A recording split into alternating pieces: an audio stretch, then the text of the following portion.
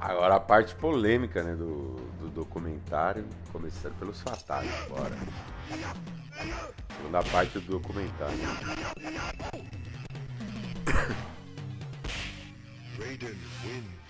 Street Fighter had this feature which I loved and hated at the same time. You can get your opponent dizzy. I loved the fact when I was the aggressor and saw my opponent dizzy, you're almost like salivating at this free hit that you get. And then I hated the idea of being the victim. I put the dizzy feature at the end of the fight. You just get like one last hit. And everybody would do an uppercut as your kind of like payoff.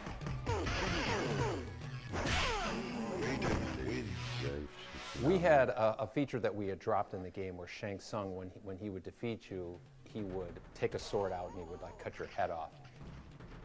And we weren't going to use it because we were out of space, but we still had the animations of all the characters falling to their knees without a head. One day I just kind of piecemealed the idea of Johnny Cage uppercutting the opponent with his uppercut animation, and then using the animations of the character with his head, cut off.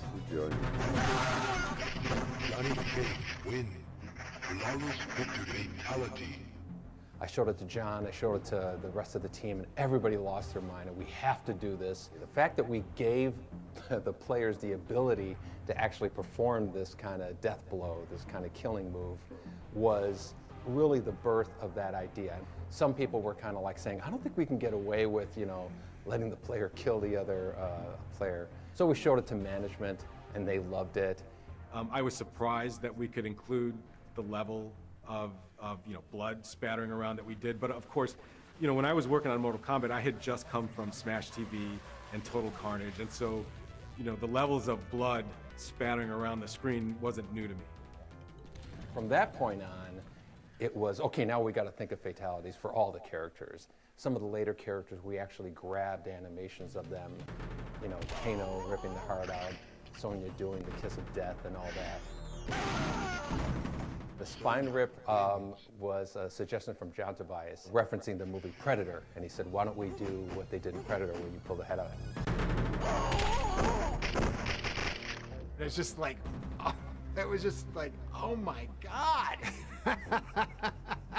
And I remember saying, I think that's probably crossing the line. We can't do it.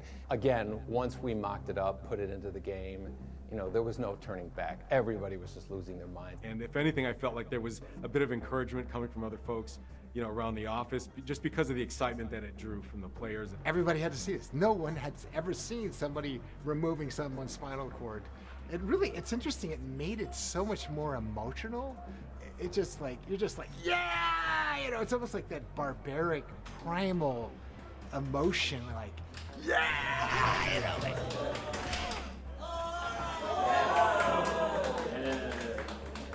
We never performance captured a fatality for Liu Kang. But there were some animations that we had not used. One of them was this really cool cartwheel kick. Whoa. Yeah, let's grab that again, even if we don't use it. Right, we'll use it someplace. We were both like, wow, we'll find a place for that. When it came time to do Liu Kang's fatality, we just spliced on the uppercut animation at the end of it, and it wasn't disgusting, it wasn't gross, it wasn't shocking. Liu Kang wins. And we just kind of reasoned with ourselves to say, well, Liu Kang's the hero, he's a Shaolin monk, he's peaceful, heroes don't kill people, so he just gave him a big uppercut. The process of adding fatalities into the game created so much energy in the whole studio in terms of their excitement for the game that we knew there was no backing out of it at that point. Again, you're in a very small screen environment. You really have to exaggerate things. You have to make it just outrageous. Scorpions wins. We found the Holy Grail. It's like hitting the lottery. It was something that we knew was going to be a signature part of Mortal Kombat. I always judge a great game by how loud players get when you play. You yell at your friends and laugh, and the volume level is a measure of a good game for me. And like I said, it was just fun and it was happy, and that may be the secret sauce.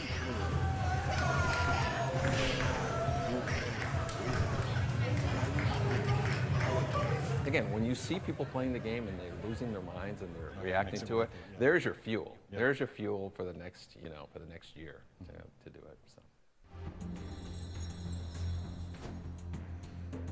Quem botou o K em combate? Who put the K in combat? I did. I put the K in combat. I didn't come up with a name, but the K. This is my story. This is my memory, anyway. I came up with mortal and the K instead of a C. Yeah, well, you know what's going to happen? We're going to come up with all the names. We're all going to like them, and Ed's going to hate every one of them. Right, DEFCON is overused. Where? Everywhere. I've heard that so many times. Yeah, every time you watch War Game. Ed's probably right behind me, isn't he? Like going, no, you didn't. I think there's different stories going on. This is my recollection. It's been 30 years. We had a bunch of words written on a grease board. We didn't have a name, so there was a bunch of possibilities, and one of them was Mortal Kombat. Combat was written, I don't know if it had a K at the time, but Steve Ritchie, he said the words, what about Mortal Kombat? They had combat on their whiteboard, but they were all a lot younger than me, and I'm not sure they ever heard of the phrase, they fought in Mortal Kombat, meaning somebody's gonna die. It is what this game is about. It's Mortal Kombat. And when he said that, from my perspective, it was like, whoa, there's the name right there.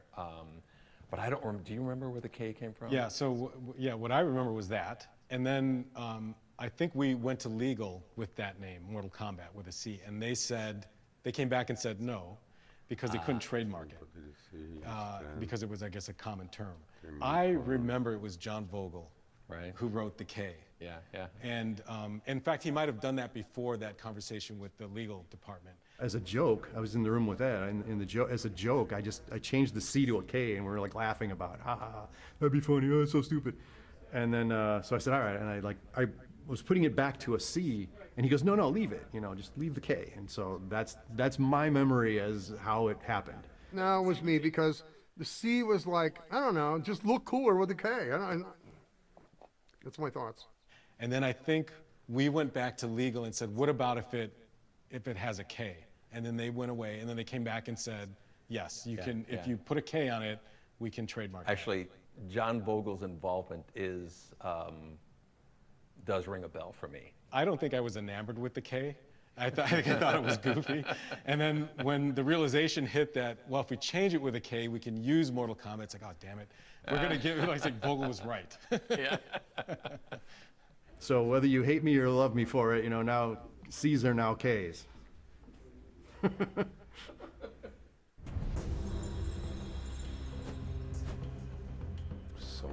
This is the sound area. This is where they make all the sounds for the games. I am an audio director here at NetherRealm. The sound guy, gotta get the voices in. Foi de Dan demissão, shows you cool stuff every couple of days. He just comes in and you go, great, this is awesome. And he's a lot like Ed, where I just have this confidence that, he's going to go away and come back with something spectacular. That's the Johnny Cage Nut Crunch, I believe. Didn't someone make a candy bar, Johnny Cage Nut Crunch bar? Again, we didn't know what we were doing, so it's just okay, it's a fighting game, a lot of yelling, a lot of pain.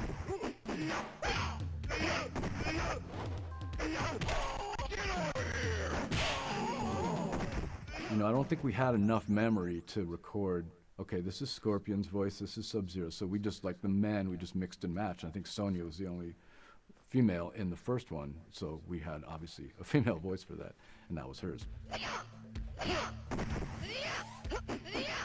But the rest of them, I think, would just be shared. We just get the talent, which was just people around the studio. It's not like we were hiring people to come in and do this. We recorded me as the announcer, as Shang Tsung, Liu Kang wins. Finish him. Liu Kang wins. Fatality. Fatality. All of those kind of classic sound calls was me, because we didn't have somebody with a better voice. Later on, we found Steve Ritchie, who had a much better voice in terms of like an announcer. Baraka wins. Flawless victory. fatality. I did a terrible Bruce Lee impersonation for Liu Kang. I think I did a yell for Kano.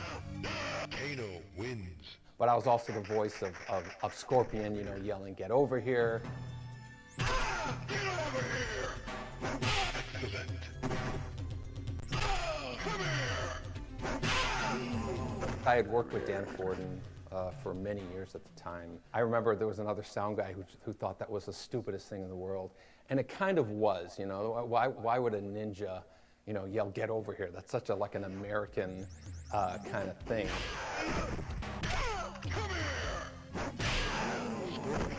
Wins. The idea was, again, the outrageous presentation. We really wanted to have, you know, just yelling and loudness in general into the game. From something that became with such silly roots and beginnings, you can't imagine Scorpion not having the "Get over here." Ed would get me, this is back in the days of VHS, right? He would get me a playthrough of the background that I'd be working on. These are the instruments that I have, and look at the background, trying to think of like, well, what makes sense musically for this. You try to imagine the action of playing the game and what the music's gonna do to like get you revved up. Ever since, I don't know, the 70s, early 70s even, but always liked progressive rock a lot. So a friend of mine turned me on to King Crimson in high school, and that's been like a love of mine ever since. And so there's no doubt that there's a lot of King Crimson influence in the Mortal Kombat music that I wrote over the years. You know, like the very first tune, it's a melody in a diminished scale, harmonized at the fifth. So that sounds like a lot of King Crimson stuff. I think they pretty much liked everything I did. I don't remember doing over too many things. Now and then there would be like, you know, maybe you should try this instead of that, and some sort of corrective feedback. But for the most part, it's just we were just kind of making it up as we went along.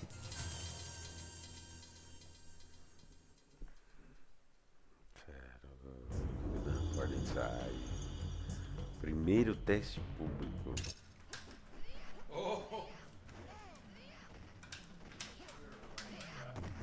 Testing a game was always one of the most fun parts of the job. In the earliest days of Mortal Kombat development, the only place you could play the game was in Ed's office.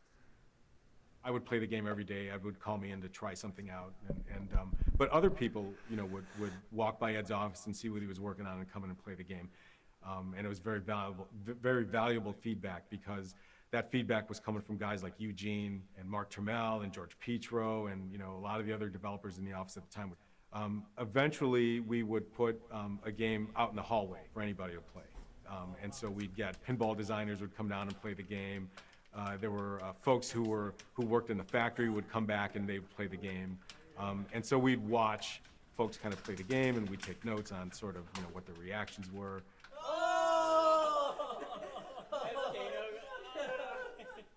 And then eventually that would lead to our first weekend test.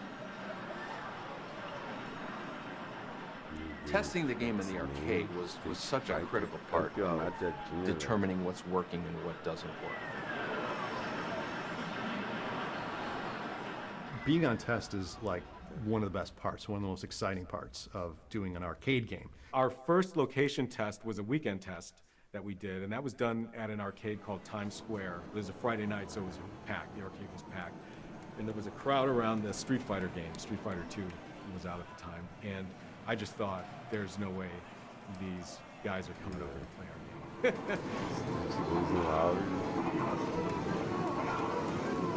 It was like this big event. The whole video game department would go, no matter whose game it was. You'd roll a blank black cabinet into an arcade and just turn it on. When we brought the first Mortal Kombat game out on test, there were 6 characters. We didn't have Sonya yet. A whole bunch of things just weren't working. And it was all about just kind of the fundamentals, the feel of it, the reaction to the visual, the reaction to blood.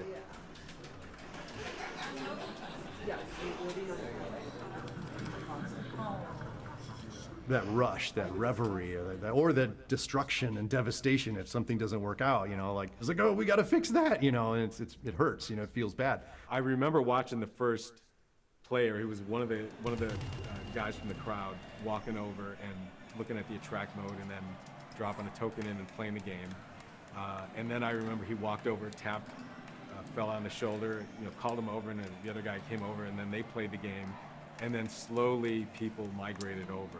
Whenever you would see a secret move come out, I remember the first time they saw Raiden do the dive move, you know, you'd hear an audible, you know, cheering or gasp, or, you know, how did you do that?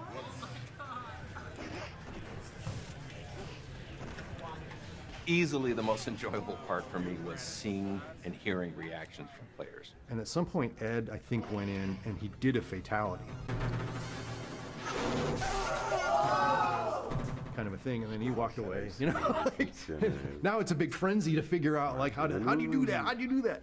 And that's how people found out about the fatalities. Assuming my memory is correct, but I believe that's how it happened.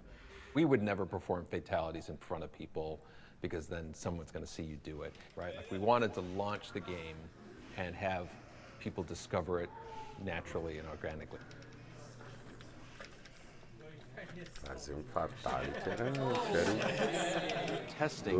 the first Mortal Kombat, there was a certain amount of anonymity, I guess you can say. Like, we could be in an arcade watching with a crowd of other people and be close enough in age to them that we just kind of blend in. You know, what is this new game? And then you would get a candid response. Once you tell them that you worked on the game, then you know, they're not going to say anything negative about it. Across the street from Times Square was a pizza place. And so we would go across the street, get some pizza, and we would discuss, you know, everything that we saw, what was cool, what was not cool, or, you know, what should we change? You know, hey, that was cool. And it was so much fun. Seeing that first game on test was so reaffirming that we had something big. I saw players get so excited they just had to run. They just had to run around like in circles.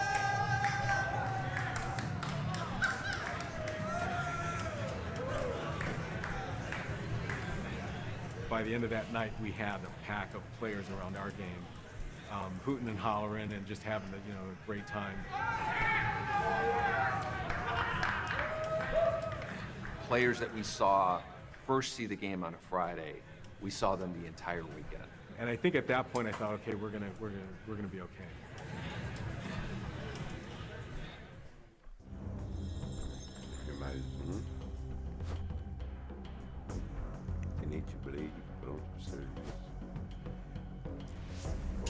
This was our first game that we were doing kind of as the leaders of the games. You know, Mark Trammell was the kind of leader of the Smash TV team, and Eugene was kind of the leader of the High Impact team, along with John Newcomer. And so this was kind of like our first solo project. I think they have complementary skill sets. We're symbiotic in a way. Certainly in the first few games, it was just like we just knew what the other person was looking for. And I don't know that we ever, I mean, if we had an argument, it certainly wasn't about the work that we were doing. We just seemed to know what the other person was looking for. They worked well because they trusted each other's talents enough to say, okay, yeah, you know what you're talking about. Ed took care of all the programming. John took care of all the art. They just had this unsaid, hey, you know, it'd be fun. Yeah, that's awesome. Let's do it. Working with Ed, one of his great strengths were just his focus, I think, and his ability to just grind and get things done. Ed, who was the sole programmer to create that game, in hindsight, was incredible. For one programmer to do all those games is pretty amazing. And his door is always open. He wants to hear new ideas. He's dangerously funny, where it just busts me up at least once a day. He would just crack us up all the time, just his jokes, and he made it easy to work the long hours. John is a really good storyteller. John has a history as a comic book artist, so I think that probably contributed to his ability to tell a compact story.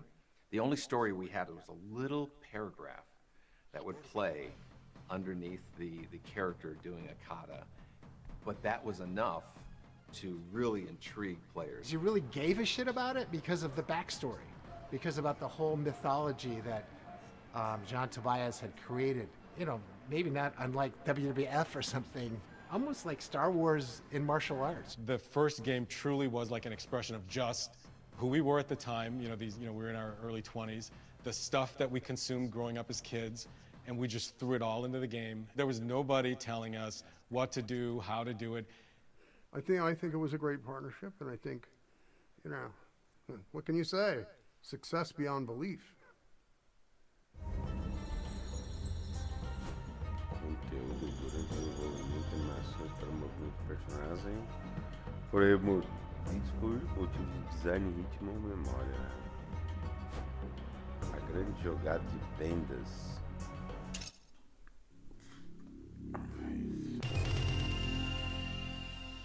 Comercial, né? Fighting games have proven themselves to be strong collectors suitable for a wide range of locations. They embody the most attractive elements of the arcade experience, characters endowed with mythic powers, full player control, secret moves, and the kind of unbridled, head-to-head competition that compels repeat buy-in. Now from Midway comes Mortal Kombat.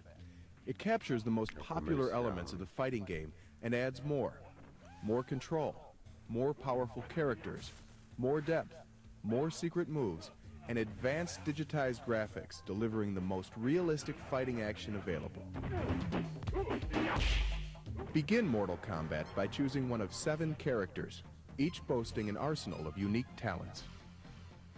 There's Johnny Cage, the brash Hollywood movie star. Kano, thief and mercenary. Raiden, the mythical thunder god. Liu Kang, the fighting Shaolin monk. Scorpion, a ninja warrior bent on revenge. Sub-Zero, the ultimate assassin.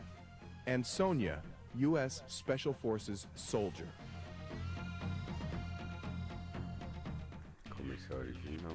Each player has 5 basic moves corresponding to the 5 action buttons. High punch.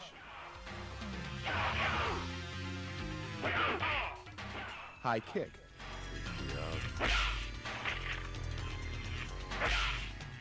Low punch.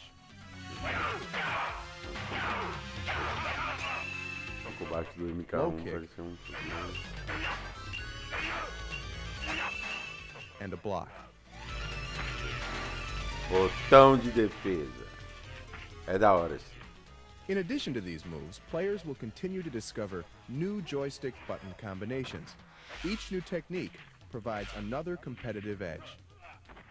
For example, moving the joystick away from your opponent while pressing the low kick button will result in this sweep kick. Moving the joystick straight down will put the player in a crouch.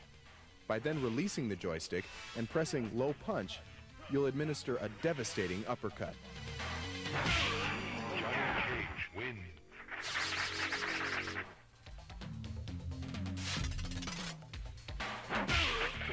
Secret moves play a big part in the success of any fighting game. Collections soar as players strive to develop a character's full fighting potential. Mortal Kombat has several times more secret moves than the nearest competitor. The button joystick combinations required to execute these moves are different for each character, as are the moves themselves. And each character's arsenal of secret moves offers unique tactical advantages. If you learn one of Sonya's secret moves, you'll be able to perform this devastating scissor throw.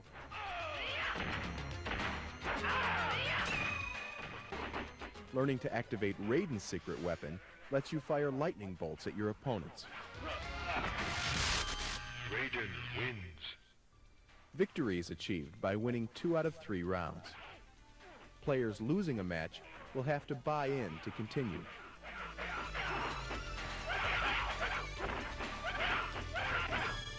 Liu Kang wins. Finally, winning 3 matches against paired adversaries will put you in the ring opposite Goro, a 4-armed, unstoppable titan, half human, half dragon.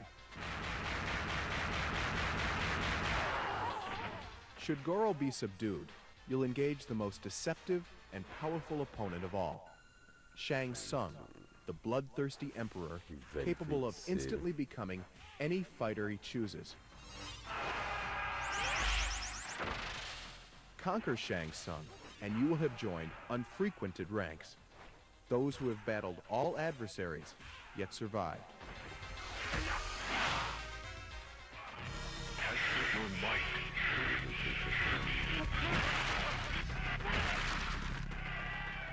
Every 5 matches during both 1- and 2-player games, you'll have a chance to test your strength and win bonus points by smashing progressively harder objects.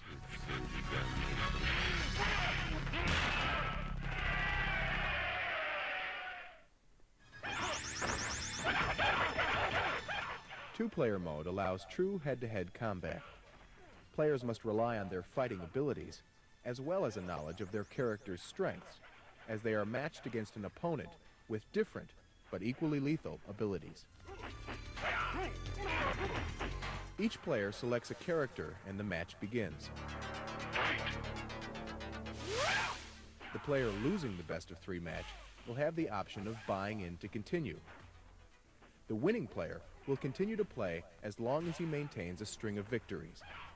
Loser pays, winner stays.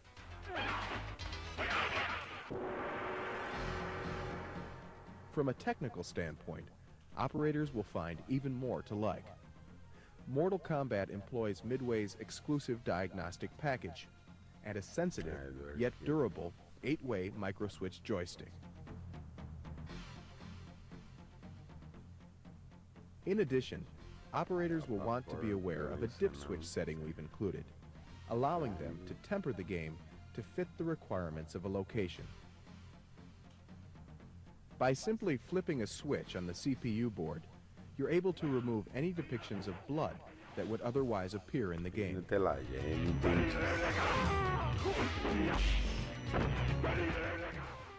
Another dip switch will disable the most graphic secret moves. In this way, operators can be sure they're matching the game to the disposition of their clientele.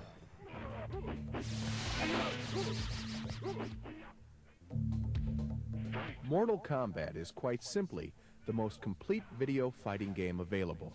It boasts the industry's most realistic graphics, digitized images of real martial arts experts, heroic characters more powerful than those found on any other fighting game, secret moves to learn and master, and fierce battles against titanic adversaries. All of these elements combine to make this game powerfully unique, the world's most advanced interactive fighting experience.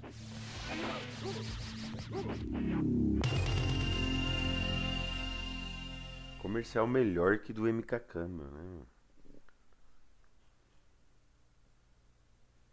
90. So really hurts. O poder dos segredos não era possível. Alguém tentar descobrir pelo poder difícil ao fim do dia, às vezes isso para fazer fatais. Fighting games of that era kind of all had this level of secrecy to them.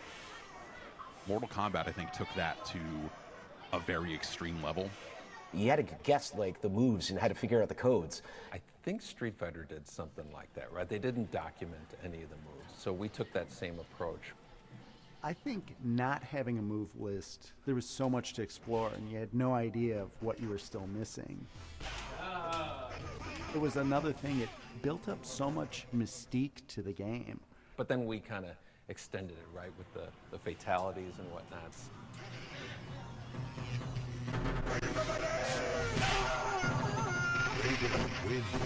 Especially at the end with the character Dizzy, there was a certain amount of, you know, what are you gonna do? You would see them trying to trigger something else. They knew that there was something secret in there. The announcer's like, finish him! And you go up and go, boom. And you're like, damn it! I screwed up the fatality. It's like the worst feeling in the world. And, you know, everyone was playing as Kano because in the early days before people, you know, knew what most of the moves were, Kano's moves were just, I don't know, move the joystick in a circle real fast and he'll turn into a ball and do it, or hit block and mash the buttons, I don't know. first character I played was Kano, and I found the ball attack and the knife throw, and within the first day I found the fatality too. Kano wins. I was finding stuff right away. I remember being in your office, and I remember you showing me what the button combinations were, and then you have to be standing this far away from the other character, and I remember thinking to myself, there's no way anybody's gonna figure this out. No one's ever gonna do this, and literally, like the first weekend, they figured it out right away, yeah. You know, the fatalities and special moves and things, like those were things that you kind of had to trade around. Because you'd hear people chattering like, oh, there's this move, and not having the internet at the time to go to, it made it very social. If you knew something that wasn't, you know, widespread knowledge, you could take that down to the arcade and pull it out on somebody and really blow some mind. So a lot of hand watching. Where did you stand? The most premium spots are literally right behind it, like right between two people, or on the corners, because those are the only spots where you were able to see the screen and people's hands at the same time. There was so much in there, and it really requires a fan base to come together and share, to work together to play them and solve them and uncover the secrets and all that stuff.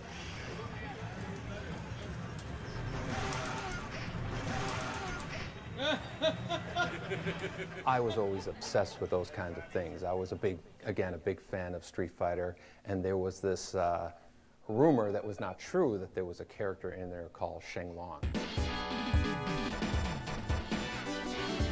And I remember when we had started this game thinking, you know, we have to have a real secret character. And so there was a Sunday, and Scorpion was yellow, Sub-Zero was blue, and I went into the art program and tinted him green, made up these crazy rules in terms of how to find him, made him jump out occasionally and kind of tease you with his existence, put it together in one day, didn't even tell John about it, and was just kind of wondering how many people are going to pick up on this.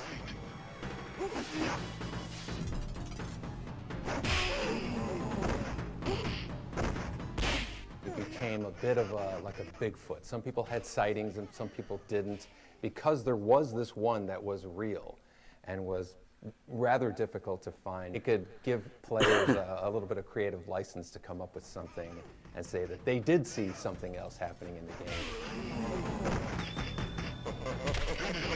The level of secrets that happened in those first few Mortal Kombat games kind of corresponds with the rise of the internet. And people started trading around like, hey, here's a list of, I think these are fatalities. I remember going home to my dad's house, and he had internet. He had a CompuServe account. And I started just learning as much as I could.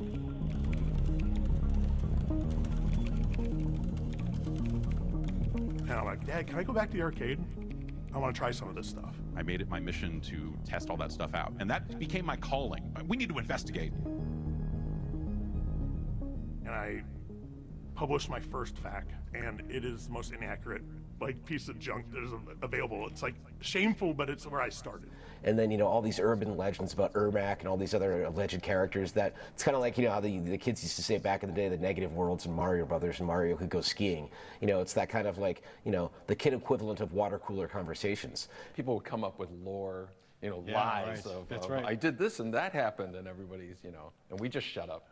A friend of mine in high school said he was cousins with someone who filmed for the game, and that there was a secret character that they had filmed. So I put it in my FAQ, and I trusted him and found out way later he was just messing with me. The people feeding in things that they'd want to see in the game would kind of blend in with what was really there.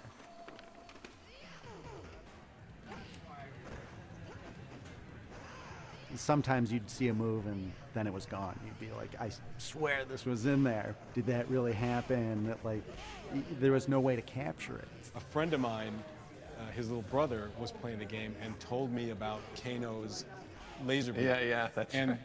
And I remember telling my friend's younger brother, you know, there's no laser beam. He's like, no, I saw it. And so I know he's mistaken with what, I don't know what he saw, but he didn't see that. This mythology was being built by the player base.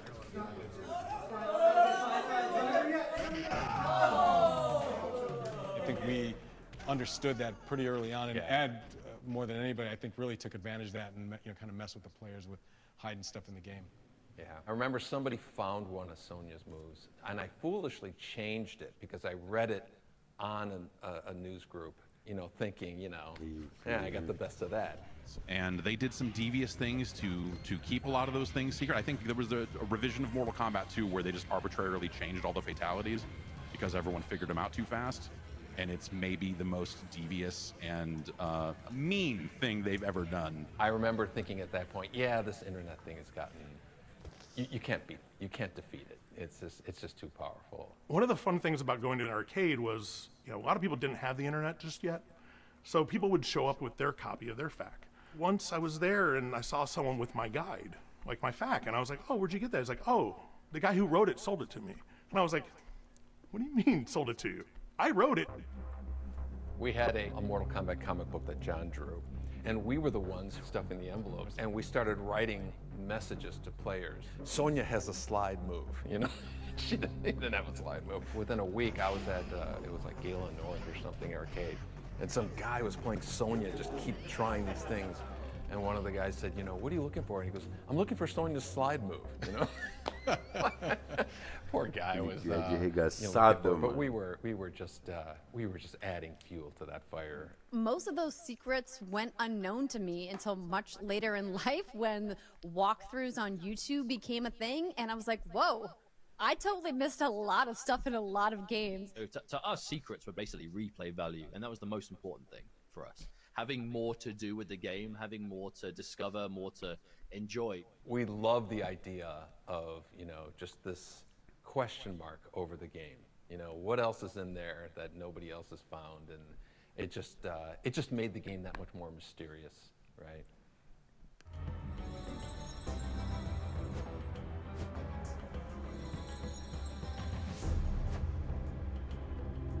Mortal Kombat versão 4.0. União original e mesmo sistema, 6 anos depois da primeira versão. Mania Mortal. Capítulo 2, primeiro capítulo, tudo aquilo, velho. Continuar o capítulo 2.